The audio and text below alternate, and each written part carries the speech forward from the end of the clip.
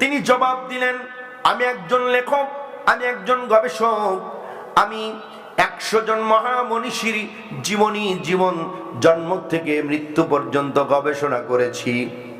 সকলের জীবনে, সকলের চরিত্রে কোনো না কোনো জায়গায় ত্রুটি পেয়েছি, খুঁত পেয়েছি, কিন্তু একজন মহামানবের চরিত্রের মধ্যে সামান্য পরিমাণ খুঁত পাই নাই, কোনো প্রকার ত্রুটি পাই নাই। তিনি হলেন আরবের নবী, মুসলমানদের নবী, রাহমাতুল লিল আলামিন নবীজি মুহাম্মদ সাল্লাল্লাহু আলাইহি সাল্লাম। খ্রিস্টান লেখক তিনি সাক্ষ্য দিচ্ছেন, পৃথিবীর একজন মহান নেতা, মহামানব, যার চরিত্রের মধ্যে কোনো খুঁত নাই, কোনো ত্রুটি নাই, রাতের অন্ধকার দিনের আলো, কোনো জায়গায় কোনো ত্রুটি বিচ্যুতি পাওয়া যায় নাই, তিনি হলেন মুসলমানদের নবী মুহাম্মদ সাল্লাল্লাহু আলাইহি সাল্লাম। সেজন্যই আমি তার নামটা সর্বপ্রথম এনেছি। আমার বন্ধুরা, ভারতের একজন লেখক, ভারতের একজন হিন্দু লেখক মিস্টার গুরুদত্ত সেন, তিনি তো আল্লাহ নবীজির জীবনী চরিত্র, তার সিরাত গ্রন্থ পড়ে পড়ে তিনি নিজেই লিখলেন আর শিরোনাম করলেন, হে নবী মুহাম্মদ, আমি আপনাকে ভালোবাসি। সুবহানাল্লাহ। হিন্দু একজন মিস্টার গুরুদত্ত সেন, তিনি লিখে ফেললেন, হে নবী মুহাম্মদ, আমি আপনাকে ভালোবাসি। সুবহানাল্লাহ। অমুসলিমরা তিনারা লিখতেছেন রাসূলের চরিত্র, তার আদর্শ লিখতেছেন। মিস্টার গুরুদত্ত সেন এত উচ্চ ভাষা নবীর শানে ব্যবহার করলেন, লিখলেন। লিখতে লিখতে তিনি লিখতেছেন, ও ভারত মাতা, তোমার মাঝে পৃথিবীর কত বড় বড় বিজ্ঞানী, রাজনীতিবিদ, বড় বড় নেতা জন্মগ্রহণ করেছে ভারত মাতা, এতে তোমার গর্বের কোনো কারণ নাই। তোমার মাঝে যদি সেই আরবের নবী, সেই মুসলমানদের নবী, শ্রেষ্ঠ নবী মুহাম্মদ সাল্লাল্লাহু আলাইহি সাল্লাম, তিনি যদি তাশরিফ আনতেন, তার কদমটা যদি এই ভারতের জমিনে রাখতেন, তাহলে ভারত মাতা তুমি ধন্য হয়ে যেতে। জোরে কন্যা সুবহানাল্লাহ। অমুসলিমরা রাসূলের চরিত্র নিয়ে তারা এই ধরনের উচ্চ ভাষা তারা ব্যবহার করতেছেন লেখনির মাধ্যম দিয়ে। মিস্টার গুরুদত্ত সেন আরো লিখতেছেন, এই গঙ্গা, গঙ্গার নাম শুনছেন তো? গঙ্গা নদীতে হিন্দু সম্প্রদায়, এলাকায় হিন্দু সম্প্রদায় আছে নাকি? হিন্দু সম্প্রদায়ের লোক গঙ্গায় স্নান করে, গোসল করে বা স্নান করে, তারা মনে করে তারা পবিত্র হয়ে গেল, সব গুনাহ পাপ ধুয়ে মুছে গেল। নরনারী কোটি কোটি মানুষ ওই গঙ্গায় স্নান করে, আপনারা দেখছেন না? অর্থাৎ মিডিয়ার মাধ্যমে তো দেখেছেন যে অসংখ্য নরনারী তারা গঙ্গায় স্নান করে আর মনে করে তারা পবিত্র হয়ে গেছে। এটা তাদের ধর্মীয় ব্যাপার। মিস্টার গুরুদত্ত সেন তিনি লিখতেছেন, এ গঙ্গা, তোমার মাঝে এই ভারতের অসংখ্য নরনারীরা স্নান করে আর তারা মনে করে আমরা পবিত্র হয়ে গেলাম, এতে তোমার গর্বের কোনো কারণ নাই। তোমার মাঝে যদি আরবের নবী, মুসলমানদের নবী, শ্রেষ্ঠ নবী, আখিরি জামানার পয়গম্বর, নূর নবী, রাহমাতুল লিল আলামিন নবীজি যদি তার কদমটা ডুবিয়ে দিত রে গঙ্গা, তাহলে তুমি ধন্য হয়ে যেতে। সুবহানাল্লাহ। হিমালয় পর্বতকে তিনি টার্গেট করে লক্ষ্য করে বললেন, হিমালয় পর্বত, তোমার মাঝে পৃথিবীর বিভিন্ন রাষ্ট্রের মানুষগুলো তোমার উপরে উঠে তাদের ন্যাশনাল ফ্ল্যাগ গুলো, জাতীয় পতাকা গুলো উড্ডীয়ন করে। ও হিমালয় পর্বত, এতে তোমার গর্বের কোনো কারণ নাই।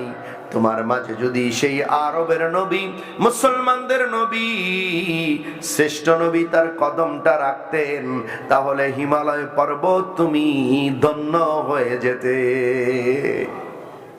আমার বন্ধুগণ, লিখতে লিখতে Thomas Carlyle, Bernard Shaw, Bertrand Russell, Michael ইসহার্ট, মিস্টার গুরুদত্ত সেন সহ অসংখ্য এই পৃথিবীর লেখক এবং সাহিত্যিক গবেষক তারা লিখতে লিখতে সবাই সম্মিলিতভাবে রায় প্রকাশ করেছেন। এক পর্যায়ে লিখেছেন, ও পৃথিবীর শাসক গোষ্ঠীরা, ও পৃথিবীর ক্ষমতাধরেরা, তোমরা যদি তোমাদের রাষ্ট্র জনপদে শান্তি আনতে চাও, তুমি যতই নীতি, যত আদর্শই নিতে চাও না কেন, তুমি যদি আমেরিকার আদর্শ নাও, তুমি যদি চীনের আদর্শ নাও, তুমি যদি কমিউনিজম নাও, তুমি যদি জাতীয়তাবাদ নাও, আর যেটাই নাও না কেন, তুমি পৃথিবীতে শান্তি আনতে পারবে না। তবে একজন মহামানবের চরিত্র, মহামানবের আদর্শ, সেটা যদি তোমার রাষ্ট্র জনপদে তোমরা বাস্তবায়ন করতে পারো, তাহলেই তোমাদের রাষ্ট্র জনপদে শান্তি তোমরা দিতে পারবা। জোরে কোন সুবহানাল্লাহ। লাকাদ কানা লাকুম ফি রাসূলিল্লাহি উসওয়াতুন হাসানা। আল্লাহ পাক বলেন, অবশ্যই তোমাদের মাঝে যে তোমাদের রাসূলের মধ্যে রয়েছে তোমাদের জন্য সর্বোত্তম আদর্শ। আর আমরা ব্যক্তি, পরিবার, সমাজ, জাতীয় জীবনে যার আদর্শ নেব তিনি হলেন আমার আপনার নেতা, আমার আপনার নবী রাহমাতুল লিল আলামিন নবীজি সাল্লাল্লাহু আলাইহি সাল্লামের আদর্শ, তার সুন্নাহ, তার রীতিনীতি যদি নিতে পারি, তাহলেই আমার রাষ্ট্র, সমাজ, পরিবার সকল জায়গায় শান্তি আসবে। জোরে কোন সুবহানাল্লাহ। তাহলে আমরা পৃথিবীর সর্বশ্রেষ্ঠ কিতাব ওহীর বাণী কোরআন পেয়েছি, আর পৃথিবীর সর্বশ্রেষ্ঠ মহান নেতা, মহানবীর চরিত্র, আদর্শ পেয়েছি। কন্যা আলহামদুলিল্লাহ। আমি এতটুকু দুইটা বিষয়ের কথা বললাম, এখন আমার আলোচনায় যে যাইনি। আপনারা কি আমার কথা বুঝতেছেন? বোঝা যাচ্ছে তো কথা? আপনারা বাগেরহাটের মানুষ, আমি হলাম রাজবাড়ির মানুষ, রাজার দেশের মানুষ। বুঝতে পেরেছেন? এটা তো খুলনা বিভাগ না, এটা খুলনা বিভাগ, আমি হলাম ঢাকা বিভাগের মানুষ, এখনো আছি। যাক, আলহামদুলিল্লাহ, আল্লাহ তাআলা শুকরিয়া যে আল্লাহ পাক সুবহানাহু ওয়া তাআলা কোরআনের কথাগুলো বলার জন্য আমাকে এখানে এনেছেন। আপনারাই প্যান্ডেলের মধ্যে এসেছেন, কোন আলহামদুলিল্লাহ। যারা এসেছি তারা বেহেশতের মধ্যে আছি। কোথায় আছি? জান্নাতের মধ্যে আছি। জান্নাতের টিকিট নিয়ে তো মারামারি জড়াজড়ি হচ্ছে কিনা? কোন হচ্ছে না? একদল আরেক দলের বিরুদ্ধে আজে বাজে কথা বলতেছে, নাউজুবিল্লাহ বলেন। রাজনীতিক ভাবে ভোট চাওয়াচাই হোক, কিন্তু মিথ্যাচার যেন না হয়। মিথ্যাচার হলে পরে তাহলে উভয় কবিরা গুনাহ শামিল হয়ে যাবে, আর যারা মিথ্যাচার করবে তারাই হেরে যাবে। কথা বলেন ঠিক কিনা? জান্নাত দেওয়ার মালিক কে? আল্লাহ পাক। আর ওলামায়ে কেরাম বা দ্বীন ইসলাম যারা মানে, তারা জান্নাতের রাস্তাটা দেখায় দেয়। এই রাস্তায় গেলে তুমি জান্নাতে যেতে পারবা, আর এটাই গেলে তুমি জাহান্নামে যাবা। এই রাস্তাগুলো দেখায় দেওয়া হয়। আর দুনিয়াতে 3টা বেহেশতের বাগান আছে। কয়টা? 3টা জান্নাতের বাগান। এটা বলেছেন রাসূল সাল্লাল্লাহু আলাইহি ওয়াসাল্লাম। তোর মধ্যে একটি জান্নাতের বাগান হলো পৃথিবীর জমিনে যেখানে কোরআন সুন্নাহ ইলমের মজলিস হয়, আলোচনা হয়, ওয়াজ মাহফিল হয়। ওয়াজ মাহফিল মানে এক কথায় মাজালিসুল ইলমি হিয়া ফি রাউদাতুম মিন রিয়াজিল জান্নাহ। অর্থাৎ যেখানে ইলমের মজলিস হয়, কোরআন সুন্নাহর আলোচনা হয়, সে আলোচনার মজলিসটা হলো একটা বেহেশতের বাগান। জোরে কোন সুবহানাল্লাহ। তো নবীর ভাষায় আমরা এখন কোথায় আছি? সবাই বলেন কোথায় আছি? আমরা যারা জান্নাতের বাগানে আছি তারা আশা করি আমরা জান্নাতি। জোরে কোন সুবহানাল্লাহ। আশা করতে তো দোষ নাই, নাকি কোন? সুতরাং দুনিয়ায় 3টা জান্নাতের বাগান, তার মধ্যে 2টার মধ্যে যাওয়া সহজ, আর একটাই লাগবে প্রায় 7.5 লক্ষ টাকা। 2টার মধ্যে একটা হলো পৃথিবীর জমিনে যেখানে ওয়াজের মাহফিল হয়, কোরআনের মাহফিল হয়। এই মাহফিলকে যারা মহব্বত করে, ভালোবাসে, এসে বসে, তারা জান্নাতি মানুষ। জোরে কোন সুবহানাল্লাহ। আরেকটা হলো দুনিয়ার জমিনের মসজিদগুলো, মসজিদের সাথে যাদের সম্পর্ক, আজান দিলে যারা মসজিদে চলে যায়, নবীজির ভাষায় তারা জান্নাতের মেহমান হয়ে যায়। সুবহানাল্লাহ। আমার ভাইয়েরা, তার মানে দুনিয়ার ওয়াজের মাহফিল আর দুনিয়ার মসজিদের সাথে যারা সম্পর্ক রাখবে, তারাই জান্নাতের মেহমান হয়ে যাবে। তারা আশা করতে পারে তারা জান্নাতি মানুষ। আর আমরা আশা করি এজন্য দুনিয়ায় যারা গানের প্যান্ডেল, নাচের প্যান্ডেল, দুনিয়ার কত প্যান্ডেল, কত মঞ্চ আছে, তারা কিন্তু বলতেও পারবে না এটা জান্নাতের বাগান। পারে নাকি? কিন্তু আল্লাহর নবীজি বলেছেন দুনিয়ার ইলমের মজলিস, ওয়াজের মাহফিল, কোরআনের মাহফিল, এগুলো হলো বেহেশতের বাগান, আর দুনিয়ার মসজিদগুলো হলো জান্নাতের বাগান। সুবহানাল্লাহ। তাহলে পার্থক্য হয়ে গেল তো, কারা জান্নাতি মানুষ, কারা জাহান্নামের আসামি। আমার ভাইয়েরা, এই জন্য আমরা বলি আল্লাহ পাক কোরআন কারীমে বলেছেন, ইন্নাল্লাযীনা আমানু ওয়া আমিলুস সালিহাতি কানাত লাহুম জান্নাতুল ফিরদাউসি নুজুলা খালিদিনা ফিহা লা ইয়াবগুনা আনহা হিওয়ালা। আল্লাহ পাক বলেন, নিশ্চয়ই যারা ঈমান আনয়ন করলো, ঈমান আনার পরে নেক আমল, ভালো আমলগুলো করলো, দুইটা শর্ত, একটা হলো পরিশুদ্ধ ঈমান, 2 নম্বর হলো ভালো আমল। ভালো আমল এই দুটা জিনিস, মন্দ আমল থেকে ফিরে থাকলো, ভালো আমলটা গ্রহণ করলো, ঈমান পরিশুদ্ধ হলো। এই দুটা আমল যদি করে, দুটা কাজের মধ্যে থাকে, তাহলে আল্লাহ পাক বলেছেন তাদের জন্য জান্নাতুল ফেরদাউস, যেই জান্নাতের তলদেশ দিয়ে নহর সমূহ প্রবাহিত, আর ওই জান্নাতে কেউ যদি একবার প্রবেশ করে, তারা আর জীবনে কোনোদিন জান্নাত থেকে বের হবে না। সুবহানাল্লাহ বলবেন না ভাই? তার মানে হলো, আমরা দুনিয়ার জমিনে যারা জান্নাতের বাগানের সাথে সম্পর্ক রাখলাম, আমরা আশা করি আল্লাহ পাক দুনিয়ার জান্নাতের খাতিরে হাসরের ময়দানেও আমাদেরকে জান্নাত থেকে বের করবেন না। যেহেতু আমরা দুনিয়ার জান্নাতের বাগানের সাথে সম্পর্ক রেখেছি, আল্লাহ রাব্বুল আলামিন হাসরের ময়দানে জান্নাত থেকে বের করবেন না। আমরা আশা করি দুনিয়ার জান্নাতের বাগানে আসার পরে আল্লাহ পাক আমাদেরকেও জান্নাত থেকে মাহরুম করবেন না। কারণ সুবহানাল্লাহ, এখন যারা বাইরে আছি তারা কি বেহেশতে আছি? বাইরে যারা হাঁটাহাঁটি, ঘোরাঘুরি, চলাফেরা, লম্পজম্প, আজে বাজে কথা বলতেছে, ওরা তো আর জান্নাতের এই বাগানটা পেল না। ভিতরে আসলেই তো আল্লাহ তাআলার ক্যামেরায় ধরা পড়ে যেত এরা জান্নাতি মানুষ, যেমন আপনারা ক্যামেরার মধ্যে আছেন। কোন সুবহানাল্লাহ। সম্মানিত ভাইয়ের আমার, এখন আসেন আমি আমার মূল পর্বে যাই। আল্লাহু আকবার। এই কোরআন কারীমের সূরাতুল বনী ইসরাইলের 23 নম্বর আয়াতখানা আমি তেলাওয়াত করেছি। কোরআন থেকে আলোচনা আমরা শুনবো, কোরআনের কাছে মুরিদ হব। পারবো না ইনশাআল্লাহ? কথা বলেন, পারবো তো? এখন কোরআনের কথাগুলো যদি আমার মতাদর্শ, আমার দল, আমার পীর, আমার যে নেতা, তার বিরুদ্ধে যায়, তাহলে কোরআনেরটা নিবেন না নেতারটা নিবেন? কোরআনেরটা। তাহলে বুঝবেন যে আপনি ইমানদার। আর যদি মনে করেন যে হুজুর মনে হয় আমারই বললো, ওই যে কথায় কথায় আছে না, মানে কানা আর খোরা গেছে মসজিদে ভিক্ষা করতে। এখন খোরা আর কানা নামাজ, ওরা চিন্তা করলো যে সবাই নামাজে, আমরা তো বসে আছি, আমরাও একটু নামাজ পড়ি, তাহলে মানুষ আমাদের প্রতি ভালো ধারণা রাখবে। এখন খোরা আর কানা কয়, তা আমরা কেমনে নামাজ পড়বো? খোরা কয় আমি তো আলহামদুলিল্লাহ জানি, কানা কয় আমি তো কিছুই জানি না, আমি তো কিছুই জানি না।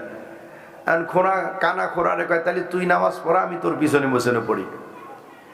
এখন খোরা নামাজ পড়াচ্ছে, আলহামদুলিল্লাহ তেলাওয়াত করতেছে, কানা কিন্তু আলহামদুলিল্লাহও জানে না। খোরা যখন পড়তেছে আলহামদুলিল্লাহ রাব্বিল আলামিন আর রহমানির রহিম মালিক ইয়াউমিদ্দিন, ইয়া কানা, কেবল ইয়া কানা কইছে। এই কানা পিছন থেকে কয় হাই হাই হাই, ওরে দিলাম নামাজ পড়াইতে, ও নামাজের ভিতরে আমার বিরুদ্ধে কথা কইতেছে। কথা কি বুঝছেন?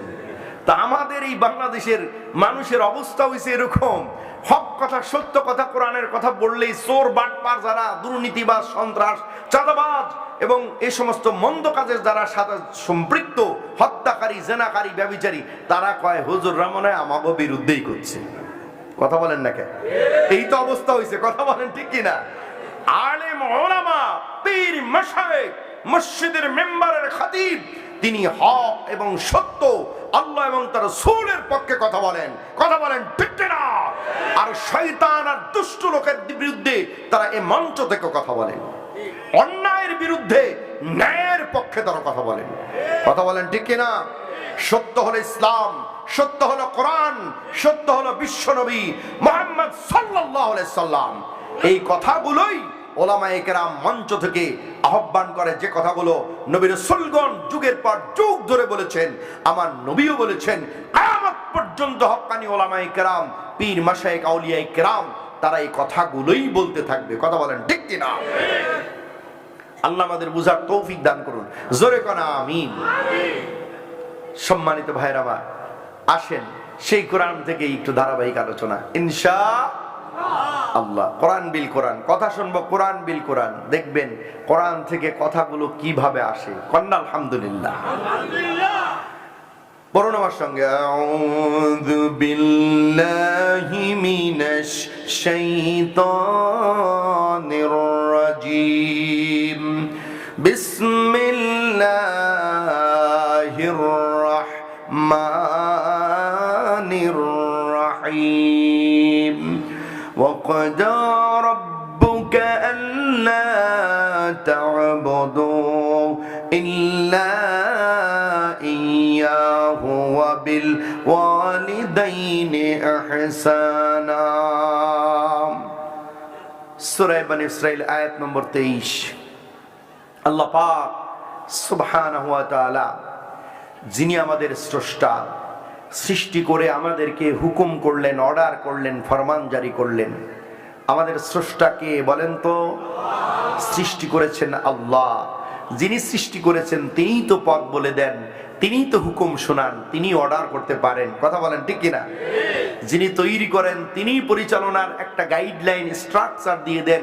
একটা গাড়ি বানালে এই গাড়িটার কিভাবে চলবে, কোন দিকে যাবে, কত তেল খাবে, কতগুলো মোবিল লাগবে, ড্রাইভিং করতে গিয়ে কোন রাস্তায় ভালো চলবে, কোন রাস্তায় মন্দ চলবে, সব স্ট্রাকচারগুলোতে লিখে দেওয়া হয়। কথা বলেন ঠিক কিনা? তা যিনি আমাদের সৃষ্টি করলেন সে মহান আল্লাহ পাক সুবহানাহু ওয়া তাআলা, যিনি বিশাল আকাশ আর জমিনের মালিক, সর্বময় ক্ষমতার মালিক, তিনি যা ইচ্ছা তাই করেন। তিনি আমাদেরকে ফরমান জারি করতেছেন, হুকুম জারি করতেছেন, তোমরা তোমাদের রব আল্লাহ ছাড়া আর কারো কাছে মাথা নত করবা না, ইবাদত বন্দেগী গোলামি দাসত্ব তোমরা করবা না। সম্মানিত ভাইরা আমার, সে রব আমাদেরকে সৃষ্টি করেছেন। কথা বলেন ঠিক কিনা? আমার প্রিয় ভাইরা, আল্লাহ রাব্বুল আলামিন তিনি আমাদেরকে বানিয়েছেন, আমাদেরকে সৃষ্টি করেছেন। আমাদের কোনো অস্তিত্ব ছিল না, খবর ছিল না, আমরা পৃথিবীতে ছিলাম না, এখন আসি, চলে যাব, এই তিনটা আমাদের সামনে দেখা যায়। কথা বলেন ঠিক না? আমরা ছিলাম না, এখন আসি, চলে যাব, এই তিনটা জিনিস আমাদের চোখের সামনে দেখা যায়। কিন্তু মৃত্যুর পরে আমরা যে জিন্দা হব, আখিরাতের ময়দানে আল্লাহ পাক আমাদেরকে উত্থিত করবেন, এটা যারা আন্তরিকভাবে বিশ্বাস করে তারাই হলো মুমিন, তারাই হলো ইমানদার। আর যারা বিশ্বাস করে না তারাই হলো কাফের, তারাই হলো নাস্তিক। কথা বলেন ঠিক কিনা? বন্ধুরা আমার, আল্লাহ রাব্বুল আলামিন বলেন, কাইফা তাকফুরুনা বিল্লাহি ওয়া কুনতুম আমওয়াতান ফাআহইয়াকুম সুম্মা ইউমীতুকুম সুম্মা ইউহয়ীকুম সুম্মা ইলাইহি তুরজাউন।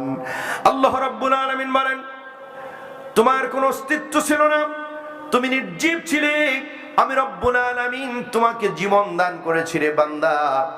তোমাকে আমি জীবন দিলাম, কেমনে করে জীবন দিলাম, কেমন করে তোমাকে জীবন দান করলাম রে বান্দা, কোরআন কারীম থেকে সেটা তুমি জেনে নাও। কেমন করে আমাদেরকে জীবন দেওয়া হলো? আল্লাহ রাব্বুল আলামিন বলেন, ইন্না খালাকনাকুম মিন তুরাবিন সুম্মা মিন নুতফাতিন সুম্মা মিন আলাকাতিন সুম্মা মিন মুদগা। আল্লাহ পাক বলেন, বান্দা আমি তোমাকে মাটির উপাদান দিয়ে তৈরি করেছি, পুরুষের শুক্রাণু, মহিলাদের ডিম্বাণু, দুটার সংস্পর্শে আসার পরে মায়ের গর্ভের ভিতরে তোমাকে একটা রক্তের পিণ্ডর আকার বানাইছি, রক্ত থেকে মাংস বানাইলাম, মাংসর মাঝে কচি কচি হাড়গুলো দিয়ে, তার মাঝে আবার মাংস দিয়ে, তার উপরে চামড়ার আবরণ দিয়ে মায়ের গর্ভের ভিতরে একটা বাচ্চার আকৃতি আমি রব্বুল আলামিন তোমাকে দান করলাম। বলেন সুবহানাল্লাহ। এভাবে আল্লাহ পাক আমাদেরকে বানালেন, মায়ের গর্ভের ভিতরে আমরা আল্লাহ পাক আমাদেরকে সৃষ্টি করলেন। বন্ধুরা আমার, আমরা যখন পৃথিবীতে আসবো, আসার সময় হয়ে গেল, আল্লাহ পাক বলেন, বান্দা তোমার তো কোনো ক্ষমতা ছিল না, আজকে তুমি অনেক বড় ক্ষমতা, অনেক বড় পাওয়ার দেখাও, ক্ষমতা দেখাও। বান্দারে তোমার তো কোনো ক্ষমতা ছিল না, আমি রব্বুল আলামিন মায়ের গর্ভ থেকে যখন তোমাকে দুনিয়ার জমিনে বের করে এনেছি, ওয়াল্লাহু আখরাজাকুম মিন বুতুনি উম্মাহাতিকুম লা তা'লামুনা শাইআ وجعل لكم السمع والأبصار والأفئدة لعلكم تشكرون। আল্লাহ পাক বলেন, বান্দা মায়ের গর্ভ থেকে যখন তোমাকে আমি জমিনে বের করে আনলাম তখন তোমার ক্ষমতা ছিল না, একটা মশা মাছি কামড় দিয়েছে, খাদানোর কোনো শক্তি ছিল না, ছিল নাকি? শক্তি ছিল, কান্দা ছাড়া কোনো গতি ছিল না রে বান্দা। তোমাকে জমিনে আমি পাঠালাম, তুমি কান্তা হুয়া হুয়া করে, তোমার কান্নার আওয়াজ যখন জনম দুঃখিনী মা শুনতো, সমস্ত কাজ ফেলে দিয়ে দৌড় দিয়ে তোমাকে বুকে জড়ায় ধরেছে, সমস্ত কাজ ফেলে দিয়ে তোমাকে জড়িয়ে ধরে দুধ পান করিয়েছে। আবার তুমি 1 বছর নয়, 2 বছর, 2.5 বছর পর্যন্ত তুমি তোমার মায়ের স্তনের দুধ পান করেছো রে বান্দা। এভাবে তোমাকে আমি বড় করে তুললাম, তোমাকে সুস্থ করলাম, তোমাকে সুন্দর চেহারা দেখলাম, সুন্দর আকৃতি দিলাম, চোখ দিলাম, নাক দিলাম, কান দিলাম, তোমাকে স্টমাক দিলাম, হার্ট দিলাম, তোমার শরীর বডিটা আমি সুন্দর করে বানালাম, চেহারাটাও সুন্দর করে দিলাম। এই যে পৃথিবীতে অসংখ্য অগণিত মানুষ, এই মানুষের মাঝে কারো চেহারার সঙ্গে কারো চেহারার কোনো মিল আছে নাকি ভাই?